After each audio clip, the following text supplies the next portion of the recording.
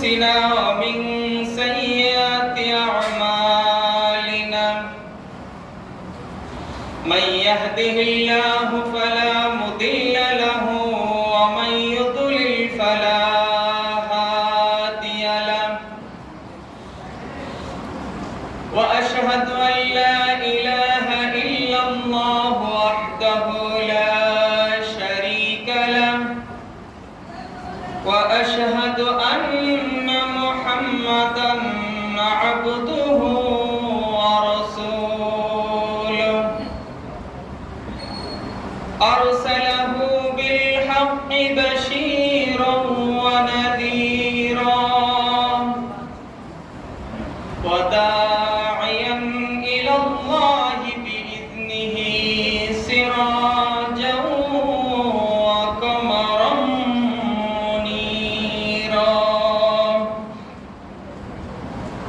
فقد قال الله تعالى في كلامه المجيد والفرقان الحميد أعوذ بالله من الشيطان الرجيم بسم الله الرحمن الرحيم إن الله وملائكته يصلون على النبي يا أيها الذين آمنوا صلوا عليه وسلموا تسليما اللهم صل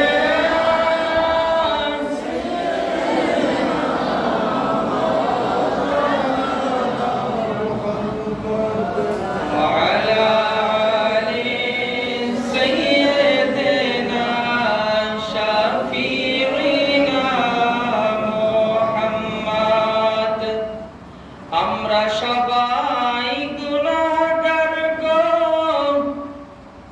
নবী আপনাকে চিনলাম না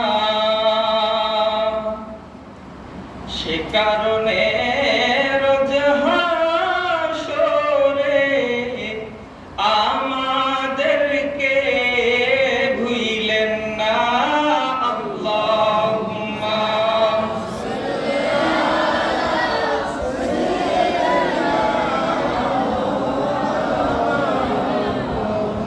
وعلى آل سيدنا شفيعنا محمد শ্রেষ্ঠ নবী দিলে মোরে তরিয়ে নিতে রোজ হাসরে পথ না ভুলি তাই তো দিলে পথ না ভুলি তাই তো দিলে পাক কোরআনের বাণী খোদা তোমার মেহেরবানি সবাই সুন্দর ফুল সুন্দর ফল মিঠা নদীর পানি খোদা তোমার মেহেরবানি তুমি কতই দিলে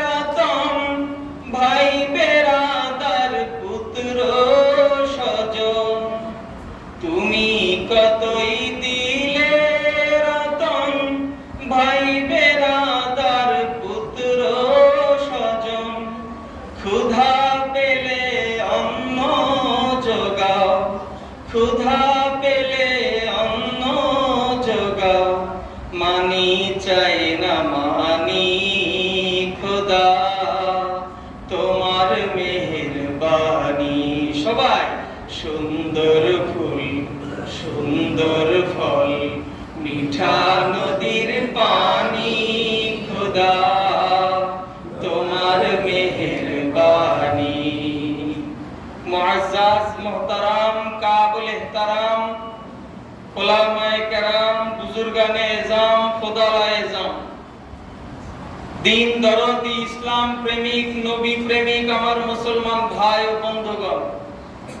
সকল প্রশংসা একমাত্র তারিফ সুমহান রব্বুল আলামিনের জন্য, যিনি আহকামুল হাকিমিন রব্বুল আলামিন আমাদেরকে আজকে পবিত্র ঈদে মিলাদুন নবী সাল্লাল্লাহু আলাইহি ওয়াসাল্লাম উদযাপন উপলক্ষে গান্নী খানকা শরীফের মিলনায়তনে আমাদেরকে সকলকে সমবেত করেছেন। সেই মালিক, সেই আহকামুল হাকিমিন রব্বুল আলামিনের শাহে দরবারে শুকরিয়া জ্ঞাপন করি, বলি আলহামদুলিল্লাহ। আসলে শুকরিয়া আদায় করছি এই জন্য যে কিছু বিষয়ের জন্য কপাল থাকা লাগে। সকলের কপাল, কিন্তু কপালে ভালো জিনিস থাকে না। অনেকে আছে মুসলমান নামধারী, কিন্তু আল্লাহর হাবিবের শুভাগমন পছন্দ করে না। ঈদে মিলাদুন নবী বলতে কিছু নাই, বেদাত। সম্মানিত সুধী ভাইরা আমার, শয়তান উচ্চ স্বরে কেঁদেছিল 4 বার, হাদিস শরীফে আসছে 4 বার শয়তান উচ্চ স্বরে কেঁদেছিল, এমন ভাবে কেঁদেছিল আকাশ বাতাস কম্পন হয়েছিল। তার ভিতরে একবার যখন আল্লাহ রাব্বুল আলামিন শয়তানকে বললেন যে আদমকে সিজদা করো, সকলেই সিজদা করলো, কিন্তু ইবলিস সিজদা করলো না। আল্লাহ রাব্বুল আলামিন ইবলিসকে বললেন ফাখরুজ, বের হয়ে যা। যখন আল্লাহ রাব্বুল আলামিন ইবলিসকে বের করে দিলেন, ইবলিস উচ্চ স্বরে কেঁদেছিল। জান্নাত থেকে যখন বের হয়ে দুনিয়ায় নিক্ষেপ করা হলো, তখন ইবলিস কেঁদেছিল। আল্লাহর হাবিবের বেলাদত যেই দিন হয়েছিল, সেই দিন ইবলিস উচ্চ স্বরে কেঁদেছিল। আর সূরা ফাতিহা যেদিন নাযিল হয়, সেই দিন ইবলিস উচ্চ স্বরে কেঁদেছিল। এই 4 বার ইবলিস উচ্চ স্বরে কেঁদেছিল। তার ভিতরে একটা হলো আল্লাহর হাবিবের শুভাগমন, বেলাদত। এই বেলাদতে ইবলিস উচ্চ স্বরে কেঁদেছিল। ইবলিসের অন্তরে ব্যথা লেগেছিল, কষ্ট পেয়েছিল। আজকে যারা আল্লাহর হাবিবের বেলাদত উপলক্ষে যারা এটাকে বেদাত বলে, যারা এর আলোচনা কষ্ট পায়, তারা ইবলিসের উত্তরসূরি। কথা ঠিক কিনা বলেন? সম্মানিত সুধী ভাইরা আমার, এক শ্রেণীর মুসলমান ঈদে মিলাদুন নবী সাল্লাল্লাহু আলাইহি ওয়াসাল্লামের, আল্লাহর হাবিবের শুভাগমনে তারা দলিল তালাশ করে। বলে দলিল কি? কোরআনে আছে, হাদিসে আছে। দলিল তো আছে, অসংখ্য অগণিত দলিল আছে। আমি যদি এখন দলিল দেওয়া শুরু করি তো জহরে রক্ত পার হয়ে যাবে। তারপরে সংক্ষেপ কথা, মনে করেন আপনারা রাস্তাঘাটে যখন হাঁটাচলা করেন, রাস্তায় তো অনেক কাগজ পড়ে থাকে না? এই কাগজ কি আপনারা হাতে নিয়ে বুকে নিয়ে চুমা খান নাকি? কিন্তু এই একই কাগজের তৈরি কোরআনুল কারীম আমরা কি করি? তেলাওয়াত করি, বুকে লাগাই, চুমা খাই, যত্ন সহকারে তুলে রাখি। কারণ কি? এই কোরআনের যে সম্মান, এই যে কোরআন বুকে নিলাম, চুমা খেলাম, এর জন্য যেমন কোন দলিলের প্রয়োজন হয় না, কোরআন নিজেই দলিল। ঠিক আল্লাহর হাবিবের শুভাগমনে, আল্লাহর হাবিবের ইজ্জত আবরু বুলন্দ করার ক্ষেত্রে কোন দলিলের প্রয়োজন নাই। এক্ষেত্রে আল্লাহর নবী নিজেই দলিল। কথা বলেন ঠিক কিনা? আল্লাহর নবী নিজেই দলিল। এরপরে আল্লাহ রাব্বুল আলামিন সূরা ইউনূসের ৫৮ নম্বর আয়াতের মধ্যে আল্লাহ রাব্বুল আলামিন বলেন, কুল বিফাদলিল্লাহি ওয়া বিরাহমাতিহি ফাবিযালিকা ফালইফরাহু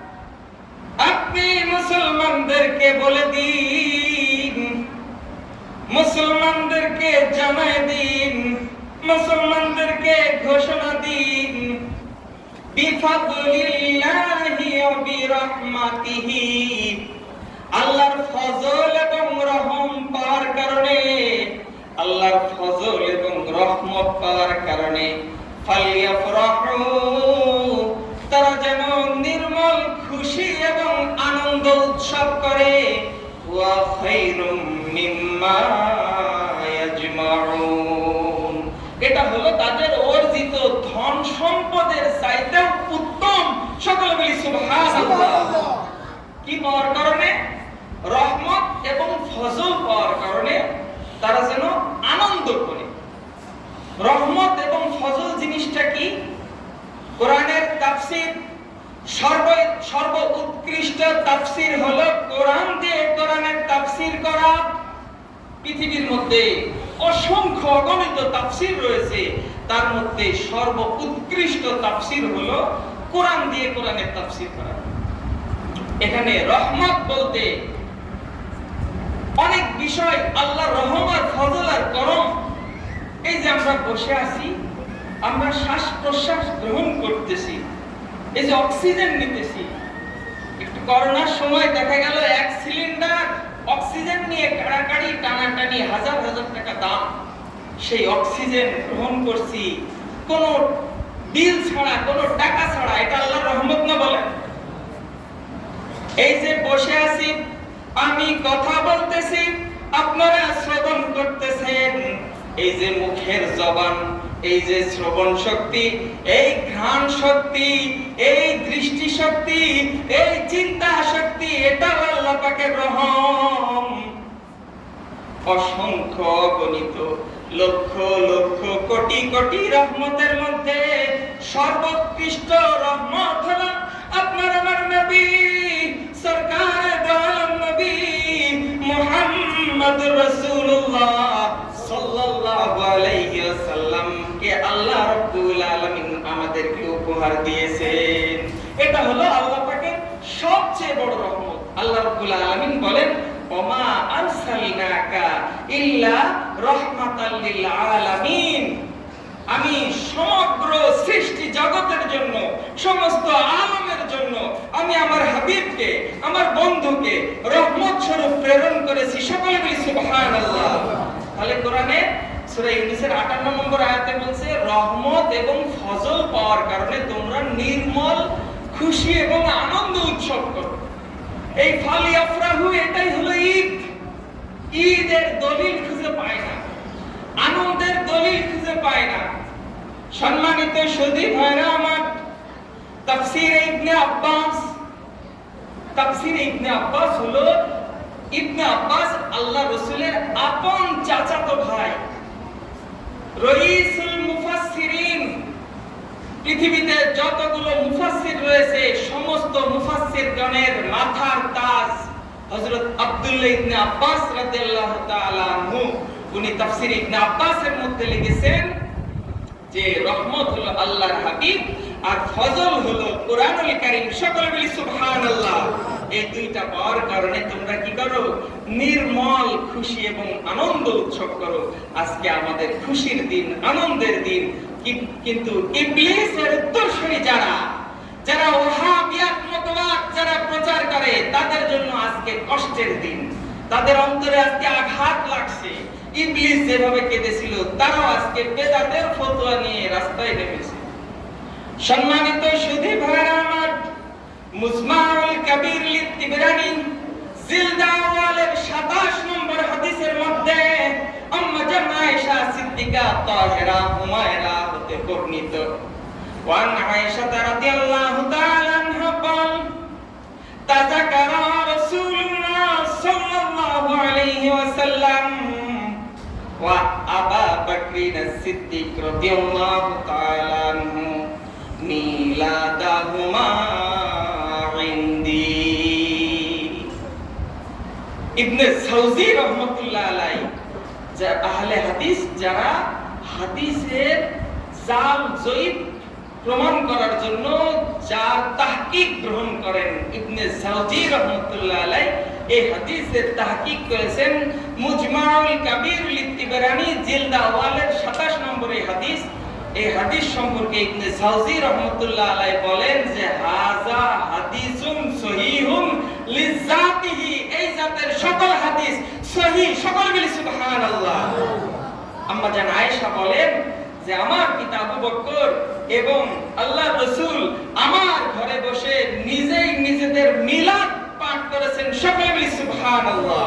মিলাদাহুমা ইনদি। সম্মানিত সুধী ভাইরা আমার, আলোচনা যদি দলিল ভিত্তিক আলোচনা করি আপনারা হয়তো এরকম মজা পাবেন না, কিন্তু দলিল যারা বলে দলিল নাই, কোরআনে নাই, হাদিসে নাই, আসলে তারা অন্ধ, তারা দেখে না। আসলে দেখবে কিভাবে?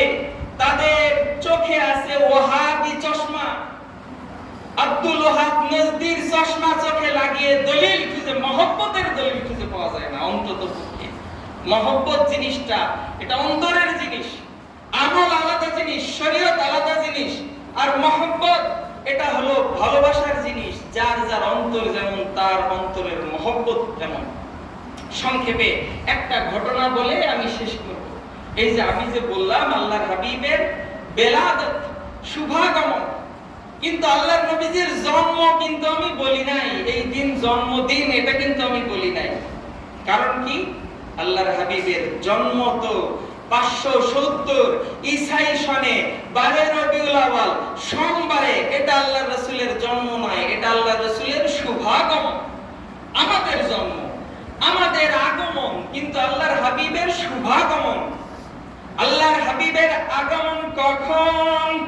নানা সংক্ষেপে আলোচনা করেছেন, তাই না? নানা নূরের আলোচনা করলেন।